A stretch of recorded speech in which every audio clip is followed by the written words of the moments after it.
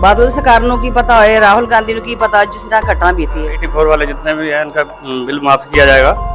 अभी तक तो कोई बिल माफ नहीं हुआ। कितनी बार ये एप्लीकेशन दे दी, फॉर्म भर दिए। जो पॉलिटिक्स की बात होती है उन्होंने 84 याद आ जाती है। साड़ी 84 को लेना की लेना, जे सानू कोई देखने तक नहीं आया तो साड़ी 84 को लेना की लेना देना, ऐसी किस चीज है।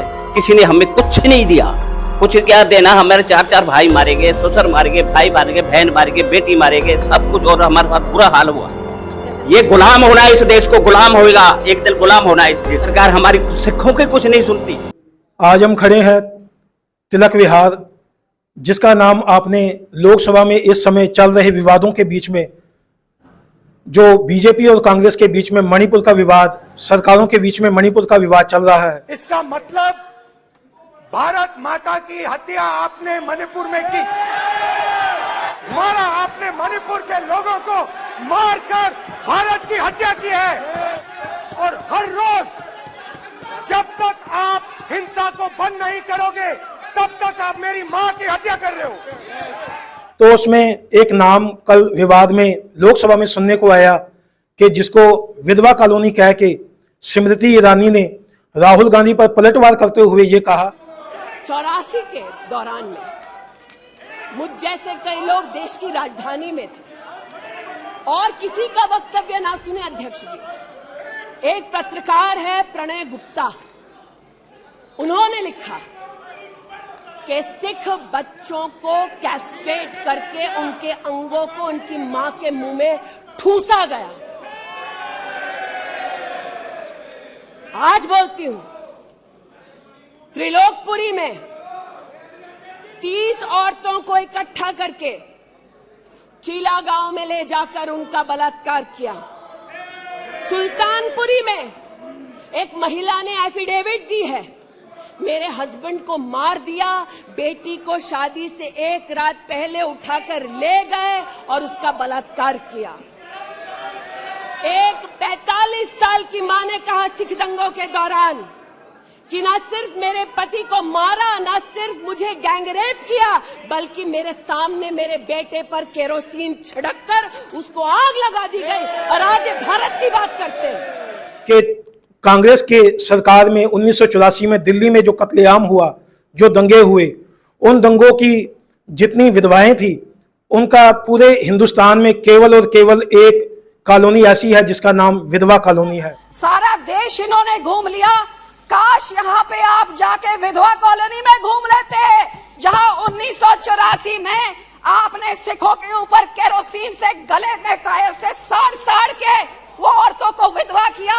और हजारों लाखों औरतों को विधवा करने के बाद वो हथियार सज्जन कुमार के घर के पास आपने विधवा कॉलोनी बसाई। आपको मालूम है पूरी दुनिया में सिर्फ एक जगह में विधवा कॉलोनी है, विडो कॉलोनी सिर्फ दिल्ली में है। तो आज हम उसी विधवा कॉलोनी में, जिसको तिलक विहार कॉलोनी के नाम से भी हम जानते हैं, वहां हम खड़े हैं। तो सुबह हम यहाँ पर आए, जहाँ पर गुरुद्वारा साहिब में रोज का नितनेम होता है और नितनेम के दरमियान जितनी संगत यहाँ थी उनमें से कुछ संगत को हमने यहाँ रोककर, जो इस विवाद के लिए, इस विचार के लिए हमने यहाँ पर रोका है। जहाँ ये आप देख सकते हैं कि जो पीछे तस्वीरें लगी हैं, इन तस्वीरों को आपने कई बार कई वीडियोस में, कई चैनलों पर, कई समाचारों में आपने देखा, क्योंकि ये वो तस्वीरें हैं जो 1984 में सिख कत्लेआम में मारे गए, शहीद हुए सिखों की तस्वीरें। आज हम यहाँ पर संगत में खड़े हैं और ये उन्हीं परिवारों में से हमारी माताएं जो 84 के दरमियान में जिनके पति मारे गए, किसी का बेटा मारा गया, किसी का भाई मारा गया, तो आज हम यहाँ पर खड़े हैं। तो हमारा एक सवाल ये है कि जब भी कोई सरकार में, राजनीति में कोई मुद्दा खड़ा हो तो वहां पर 84 का नाम लेकर, 84 कत्लेआम का नाम लेकर इस कॉलोनी को याद किया जाता है। पर इस कॉलोनी की अपनी समस्याएं हैं, अनेक समस्याएं हैं। ये लोग आज भी अपनी उन समस्याओं से जूझ रहे हैं। तो हम जो यहाँ पर 84 की विधवाएं, माताएं हमारी यहाँ पर मौजूद हैं, हम उनसे पूछेंगे ये आज भी उस कत्लेआम की पीड़ा को या यहाँ की समस्याओं को कैसे भोग रहे हैं, कैसे देख रहे हैं। जिस नाल घटना बीती है उसी ਨੂੰ पता ਹੁੰਦਾ है। बादल सरकार ਨੂੰ ਕੀ पता होए, राहुल गांधी ਨੂੰ ਕੀ पता जिस तरह घटना बीती है। 5 मैंबर मेरे शहीद हो गए 84 ਵਿੱਚ, 5 मैंबर, 4 भरा, एक मेरा नंदोइया। ਅੱਜ ਤੱਕ ਸਾਨੂੰ 84 ਨਹੀਂ ਭੁੱਲ ਸਕਦੀ ਔਰ ਨਾ ਸਾਰੀ ਜ਼ਿੰਦਗੀ ਭੁੱਲੇਗੀ। ਅਸੀਂ ਨਾ ਬੀਜੇਪੀ ਸਰਕਾਰ ਕੋਲ ਲੈਣਾ ਨਾ ਕਾਂਗਰਸ ਲੈਣਾ, ਸਾਡੀ ਕਿਸੇ ਨੇ ਅੱਜ ਤੱਕ ਕੋਈ ਹੈਲਪ ਨਹੀਂ ਕੀਤੀ, ਕੋਈ ਹੈਲਪ ਨਹੀਂ ਕੀਤੀ ਕਿਸੇ ਨੇ ਵੀ। ਨਹੀਂ ਤੇ ਹੁਣ ਜਿਹੜਾ 84 ਤੋਂ ਬਾਅਦ ਆਪਾਂ ਇੱਥੇ ਆਪ ਜੀ 38 ਸਾਲ ਹੋ ਗਏ ਇੱਥੇ ਰਹਿ ਰਹੇ ਹਾਂ, ਤੇ 38 ਸਾਲਾਂ ਦੇ ਵਿੱਚ ਤੁਸੀਂ ਕਿਹੜੀਆਂ ਪ੍ਰੋਬਲਮ ਇੱਥੇ ਭੋਗਦੇ ਹੋ? ਅਸੀਂ ਸਾਰੀ ਪ੍ਰੋਬਲਮ ਆਪਣੇ ਸਿਰ ਤੇ ਹੀ ਭੋਗੀ ਹੈ। ਨੌਕਰੀ ਸਰਕਾਰ ਨੇ, ਜਿੰਨੇ ਵੀ ਸਰਕਾਰ ਨੇ ਸਾਨੂੰ ਨੌਕਰੀ ਦੀ, ਨੌਕਰੀ ਕਰਕੇ ਬੱਚੇ ਪਾਲੇ ਨੇ, ਕਿਸੇ ਦੀ ਕੋਈ ਮਦਦ ਨਹੀਂ ਸਾਨੂੰ ਮਿਲੀ, ਕਿਸੇ ਦੀ ਮਦਦ ਨਹੀਂ ਮਿਲੀ ਹੈਗੀ। ਉਸ ਅਸੀਂ ਕੀ ਕਹਿ ਸਕਨੇ ਆ। ਅੱਜ ਤੱਕ ਵੀ ਸਾਡੇ ਨਾਲ 84 ਆਏ, ਨਵੰਬਰ ਸਾਡਾ ਆਉਣ ਵਾਲਾ। ਫਿਰ ਸ਼ਹੀਦਾਂ ਦੀ ਯਾਦ ਵਿੱਚ ਅਸੀਂ ਆਪਣਾ ਗੁਰਦੁਆਰਾ ਸਾਹਿਬ ਸਾਡਾ ਬਣਿਆ ਹੈ, ਅਸੀਂ ਰੋਜ਼ ਦਰਸ਼ਨ ਕਰਨ ਵਾਸਤੇ ਆਨੇ ਆ। ਸਾਨੂੰ ਕਿਸੇ ਕੋਲ ਲੈਣਾ ਦੇਣਾ ਨਹੀਂ ਹੈ, ਸਰਕਾਰ ਸਾਡੇ ਵਾਸਤੇ ਕੁਝ ਨਹੀਂ ਕਰ ਰਹੀ ਹੈਗੀ। ਹਾਂ, ਤੇ ਸਾਡੀ ਬਿਜਲੀ ਦਾ ਕੀ ਹੈ ਇੱਧਰ ਆਓ, ਕਿ 4 ਘਰ, ਇੱਕ ਮਿੰਟ ਆਓ, ਕੋਈ ਗੱਲ ਨਹੀਂ। 10 ਘਰ ਦੀ ਬਿਜਲੀ ਮਾਫ ਹੋਈ ਹੈ, ਬਾਕੀ ਸਾਰੇ ਇਸ ਤਰ੍ਹਾਂ ਹੀ ਜਗ੍ਹਾ ਜਗ੍ਹਾ ਮਾਤਾ ਭਟਕਦੀਆਂ ਫਿਰਦੀਆਂ, ਕੋਈ ਮਰ ਗਿਆ ਖੱਪ ਗਿਆ, ਉਹਦਾ ਜ਼ਿੰਮੇਵਾਰ ਕੌਣ ਹੈ? ਸਰਕਾਰ ਨੂੰ ਕੁਝ ਲੈਣਾ ਦੇਣਾ ਨਹੀਂ ਹੈ, ਸਰਕਾਰ ਨੂੰ ਕੁਝ ਲੈਣਾ ਦੇਣਾ ਨਹੀਂ ਹੈ। 4 ਘਰਾਂ ਦੀ ਬਿਜਲੀ ਮਾਫ ਹੋ ਗਈ, ਉਹਦਾ ਕੀ ਹੋ ਗਿਆ? ਬਾਕੀ ਜਿਹੜੇ ਭਟਕਣ ਉਹਨਾਂ ਨੂੰ ਇੱਕ ਵਾਰ ਕਿਉਂ ਨਹੀਂ ਫੈਸਲਾ ਕਰਦੇ ਹੈਗੇ ਸਭ ਦਾ? ਕੇਜਰੀਵਾਲ ਸਰਕਾਰ ਨੇ ਦਿੱਲੀ ਦੇ ਵਿੱਚ ਕਿਹਾ ਬਈ 84 ਕਤਲੇਆਮ ਦੇ ਪੀੜਤਾਂ ਨੂੰ ਅਸੀਂ 400 यूनिट ਜਿਹੜੀ ਆ ਬਿਜਲੀ ਦੇ ਉਹ फ्री दे रहे हैं। पर ਜਦੋਂ ਅਸੀਂ संगत ਵਿੱਚ आए, जब हम यहाँ संगत में आए, केजरीवाल सरकार की तरफ से ये दावा है कि 84 के कत्लेआम पीड़ितों को हम 400 यूनिट फ्री बिजली दे रहे हैं। पर यहाँ पर आए तो यहाँ पर जो संगत में से हमें ये समस्याएं सुनने को मिली कि इनमें से अभी भी कईयों के हजारों में लाखों में बिल जो है वो पेंडिंग है। ये सरदार हाकम सिंह, जिनके पिताजी 1984 में सिख दंगों में मारे गए, कत्लेआम में मारे गए, तो ये भी आज के समय में भी भले ही उसको 38 साल हो गए, पर ये जिन समस्याओं से जूझ रहे हैं हम इनसे पूछेंगे। देखो, कोई हमारे को सुविधा नहीं मिली है और हम 1984 के हैं, दंगा पीड़ित, ना कोई नौकरी दी गई। एक आदमी को नौकरी दी गई थी, माता जी को, उन्होंने पाल पोस के हमें बड़ा करा और हमारे को मकान दिलवाए उसी पैसों में, और अब हमारे को कुछ भी नहीं मिला है। और बिल जहाँ तक है बढ़ के ही आ रहा है बिल। आज 38 साल हो चुके हैं, हमारी कोई सुनवाई नहीं कर रही, ना केजरीवाल कर रहा है ना कुछ। यहाँ पार्कों में गंदगी पड़ी हुई है, नाले सारे भरे हुए हैं, कोई भी अपना वोट लेके चले जाते हैं और कोई भी सुविधा नहीं करते हैं। भाई बिल तो आ रहे हैं, इतने ज़्यादा ही आ रहे हैं बिल, ना कोई। अब हमने कितने फार्म भर दिए हैं, कह रहे हैं बिल तुम्हारा माफ़ होगा 1984 का। हमने 4 बार ही फार्म भर चुके हैं, कोई बिल माफ़ नहीं हुआ है, बढ़ के ही बिल आ रहा है। यहाँ पर कितनी माताएं हमारी ऐसी हैं, जब वहां पर हम जाकर बिजली के लिए वहां पर कोई बात की जाती है एसडीएम ऑफिस में, तो वो कहते हैं भाई उन माताओं को लेके आओ, आप उन बुजुर्गों को लेके आओ। पर समस्या ये है, अगर यहाँ से किसी बुजुर्ग को भेजा जाए, क्योंकि उनकी उम्रें हो चुकी हैं, अब कोई 80 साल की है, कोई 85 साल की है, कोई 75 साल की है, तो यहाँ से जाए, उनको आने जाने में जो दिक्कतें होती हैं, तो इन सब को देखते हुए कई समस्याएं ऐसी हैं, बिल पेंडिंग होते जा रहे हैं, बिल बढ़ते जा रहे हैं, ना बिलों पे काम किया जा रहा है, ना मकानों के हालतों पे काम किया जा रहा है। हमारे बीच में सरदार बलबीर सिंह जी भी खड़े हैं, क्योंकि जहां पर ये रहते हैं वहां पर भी जो इस टाइम पे मकान की कंडीशन है, जो बिल्डिंग की कंडीशन है, वो बहुत खराब हो। बिल्डिंग का तो हाल बहुत बुरा हाल है, क्योंकि सभी जैसे गिरने के कगार पे है। लेकिन उन्होंने बोला था कि रिपेयरिंग करेंगे, अभी तक तो कोई आया नहीं रिपेयरिंग करने के लिए। और सरकार तो ऐसे ही वादे करती है। उसे बिजली बिल भी उन्होंने बोला था ये 84 वाले जितने भी हैं इनका बिल माफ़ किया जाएगा। अभी तक तो कोई बिल माफ़ नहीं हुआ। कितनी बार ये एप्लीकेशन दे दी, फार्म भर दिए, कई बार बोला भी है जरनैल सिंह को भी, ये हमारे यहाँ के विधायक है, भाई हमारे बिजली के बिल माफ़ किए जाए, मालिकाना हक मिलना चाहिए हमारे को। आज तक तो हमें मालिकाना हक नहीं मिला, इतने साल हो गए, 38-39 साल हो गए, अभी तक मालिकाना हक नहीं मिला। और बिजली का बिल भी हमें पहले फ्री था, और अब मीटर लगे उसके बाद भी उन्होंने बोला था 84 वालों को बिजली बिल माफ़ हो जाए, अभी तक कोई बिल माफ़ नहीं हुआ। और जब 84 का नाम आया कल, तो वहाँ पर पंजाब से हरसिमरत कौर बादल, जो श्रोमणी अकाली दल की MP हैं, उन्होंने भी कहा कि सरकार जब भी कोई ऐसी बात होती है तो 84 का नाम लेके एक दूसरे पर आरोप प्रति आरोप करते हैं। तो कभी यहाँ पर मैं आपसे ये पूछ रहा हूँ कि यहाँ पर कभी प्रकाश सिंह बादल या सुखबीर सिंह बादल या हरसिमरत कौर बादल आए हैं हमारा दुख सुनने के लिए? कोई नहीं आया। सुखबीर सिंह बादल सिमरन कौर कोई नहीं, साड़ी कोई सन देखने वास्ते आया। तो बस कोई पॉलिटिक्स की बात होगी, राजनीति की बात होगी, उस समय 84 याद आ जाती है। जो पॉलिटिक्स की बात होती है उन्होंने 84 याद आ जाती है। साड़ी 84 को लेना की लेना, जे सानू कोई देखने तक नहीं आया तो साड़ी 84 को लेना की लेना देना। ये सिख किस चीज दे ने, ये सिख की चीज दे ने, ਜੋ ਸਾਨੂੰ ਅੱਜ ਤੱਕ ਕੋਈ ਦੇਖਣ ਆਇਆ 38 ਸਾਲ ਹੋ ਗਏ 84 ਨੂੰ प्रकाश सिंह बादल आए हो ਕਦੀ ਸਰਕਾਰ ਸਿੰਘ ਬਾਦਲ ਨਹੀਂ ਆਇਆ, ਸੁਖਬੀਰ ਸਿੰਘ ਬਾਦਲ ਨਹੀਂ ਆਇਆ, ਹਰਸਿਮਰਨ ਵੀ ਨਹੀਂ ਆਈ, ਕੋਈ ਨਹੀਂ ਆਇਆ। ਸਾਡੀ 84 ਦਾ ਫਿਰ ਇਹ ਨਾਮ ਕਿਉਂ ਲੈਂਦੇ ਨੇ? ਸਾਡੀ 84 ਦਾ ਕਿਉਂ ਨਾਮ ਲੈਂਦੇ ਨੇ ਜੇ ਸਾਡਾ ਕਿਸੇ ਨੇ ਹਾਲ ਨਹੀਂ ਪੁੱਛਿਆ ਤੇ? जी सन 1984 में क्या हुआ, 3 दिन सरकार मारती रही हमारे को, 3 दिन में सरकार नहीं जगी। कल खुदा ना चाहे कोई और देश चढ़े करता, 3 दिन ये सरकार रुकी रहती।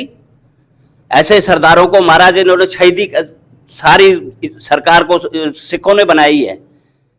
सन 1984 में ऐसे मारते रहे जो कोई उनके कुछ नहीं थे हम, या हमने देश आज़ाद नहीं कराया, ऐसे करके उन्होंने मारा हमारे को। और आज तक किसी ने हमें कुछ नहीं दिया। कुछ क्या देना, हमारे 4 भाई मारे गए, ससुर मारे गए, भाई मारे गए, बहन मारे गए, बेटी मारे गए, सब कुछ, और हमारे साथ बुरा हाल हुआ। तब ये सरकार कहाँ थी? और आज सरकार कहती है हमें तुम्हें सब कुछ दे दिया। क्या दिया हमारे को? आज हमारे फ्लैट गिर रहे हैं। कभी लोग आए करने के लिए कुछ, कोई उन्होंने सीढ़ी साफ करवाई है, कोई कुछ किया है? छत गिरने पे आ रही है। ये कौन सी सरकार है? बीजेपी आई तो उसने क्या किया हमारे लिए बताओ?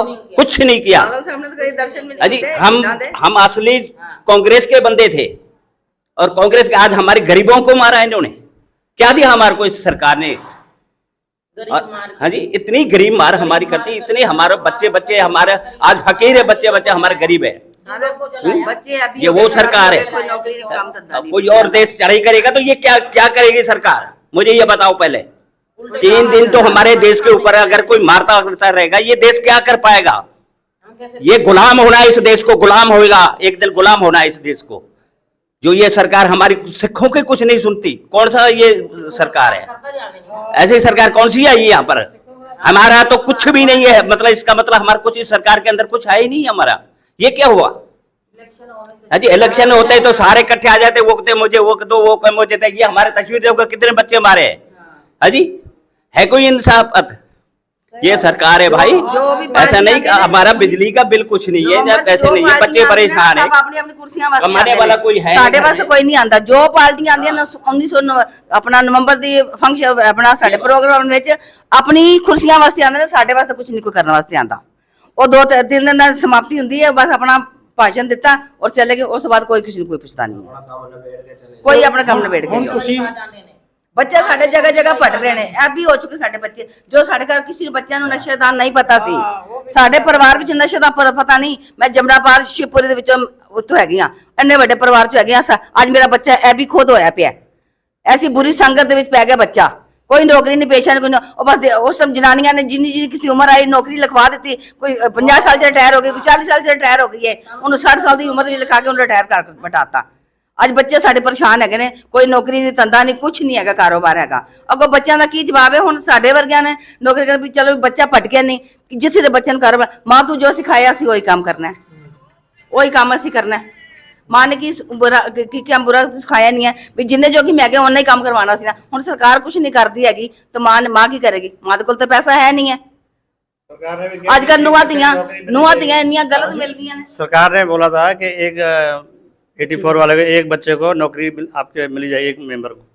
38 साल हो गए ये बात सुनते आए, अभी बच्चे 40 साल के बच्चे हो गए, अभी तक तो उनकी नौकरी नहीं मिली। तो आगे क्या 50 साल हो जाएंगे जब नौकरी मिलेगी बच्चों को? गुरुद्वारे भी भरे ने फार्म, गुरुद्वारा से भी भरे ने फार्म, कोई अज तक चिट्ठी लैटर वगैरह कुछ नहीं आया। कदी कदाई फोन आ जाता जी अपना ए लैटर भेज दो जी, अपना फोन नंबर दे दो जी, तुहाडा थाना कित्ते सी जी, तुहाडा थाना कित्ते। ओ फिर बच्चों को की पता, जेड़ा 7 दिन का बच्चा उन्होंने की पता मेरा साडा थाना कित्ते सी, साडा घर कित्ते सी। मैं अज तक अज अपने बच्चों को घर दे दर्शन भी नहीं करवाए। 250 गज का 300 गज का मकान सी मेरा अपना, और जो आज फ्लोर ਦੇ ਵਿੱਚ ਬੜੇ ਅੱਜ ਕੱਲ ਨੂੰਹਾਂ ਧੀਆਂ ਇਹ ਕਿੱਥੇ ਲੋਕ ਰਹਿ ਰਹੇ ਨੇ ਅੱਜ। ਔਰ ਅੱਜ ਮੇਰਾ ਤੇ ਇੱਥੋਂ ਨਿਕਲਣ ਜੀ ਮੈਂ ਕਹਿੰਦੀ ਹਾਂ ਜਿੱਥੇ ਮੇਰੇ ਸ਼ਹੀਦ ਬਿਠਾ ਕੇ ਨੇ ਇੱਥੋਂ ਹੀ ਮਰ ਕੇ ਨਿਕਲਾਂਗੀ। ਬੇਟਾ ਤੁਸੀਂ ਜੋ ਮਰਜ਼ੀ ਹੁਣ ਕਰ ਲਓ, ਤੁਸੀਂ ਜੋ ਮਰਜ਼ੀ ਕਰ ਲਓ, ਮੇਰਾ ਇਸ ਕਲੋਨੀ 'ਚ ਜਾਣ ਜੀ ਨਹੀਂ ਕਰਦਾ ਹੈਗਾ।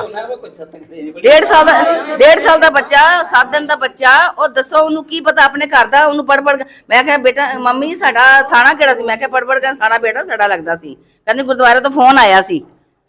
ਉਸ ਤੋਂ ਬਾਅਦ ਫਿੱਟਾ ਕਾਹਦੇ ਵਾਸਤੇ ਸਾਡੇ ਬੱਚਿਆਂ ਕੋਲ ਫੋਨ ਨੰਬਰ ਮੰਗਦੇ ਨੇ? ਕਿਉਂ ਚਿੱਠੀਆਂ ਮੰਗਦੇ ਨੇ? 3-3 ਸਾਲ 4-4 ਸਾਲ ਹੋ ਗਏ ਫਾਰਮ ਭਰਿਆ। ਉਹ ਸਾਡੇ ਬੱਚਿਆਂ ਦੇ ਸਮਝੋ ਚੱਲ ਸਾਡੇ ਬੱਚੇ ਹੋ ਗਏ ਨੇ, ਕਦੋਂ ਉਹਨਾਂ ਨੂੰ ਕਾਰੋਬਾਰ ਦੇਣਗੇ? आप मकानों के बारे में क्या बोल रहे हैं? मेरे मकान की छत 2 बार 3 बार मैंने बनवाई, फिर ऊपर से गिरी हुई है। आके कोई भी देखे छत गिर गई, जीना बिल्कुल गिरा पड़ा। रोज डरती हैं कभी कोई थले ना आ जावे, कभी कोई थले ना आ जावे। देख सकते हो आके आप भी भाई। हाँ वाकई क्या हाल हुआ पड़ा है, परेशान हुए पड़े हम तो बहुत ज्यादा। तीसरी दा मकान है, डर तो लगता ही है ना। फिर ऊपर भी छत भी गिर गई है, जीना भी गिर रहा है, कोई ठीक ही नहीं करवाने वाला।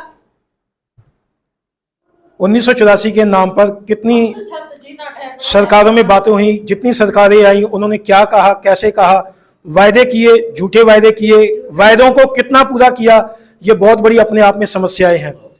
आज जब देश में मणिपुर के हालात बने हुए हैं, उस मणिपुर के हालात के ऊपर चर्चा में 1984 को भी याद किया गया, कश्मीरी पंडितों को भी याद किया गया।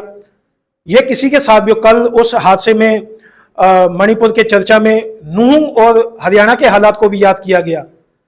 हकीकत यह है कि हालात कोई भी हों, हालात जब किसी कौम के साथ, जब किसी जिन लोगों के साथ ये हालात बीते हैं, उन हालातों से उभरने में उनको पूरी सदी लग जाती है। आज भी जब 40 साल होने को आ गए हैं, जो परिवारों की यहाँ हालत है, मकानों की यहाँ हालत है, जो इनकी समस्याएं हैं, वो समस्याओं से जूझना भी अपने आप में एक कत्लेआम की तरह है। रोज उन समस्याओं के साथ उठते हैं, रोज उन्हीं समस्याओं के साथ सो भी जाते हैं। सो इनकी हर सरकार से यही गुहार रही कि आप जब 84 का नाम लेकर कत्लेआम की बात कर कर अपनी राजनीति में उनकी चर्चाओं को लेकर एक दूसरे पर आरोप प्रति आरोप करते हैं, तो कभी यहाँ पर आकर इन परिवारों की, इनकी समस्याओं को आप सुनिए और उनकी समस्याओं को हल करें।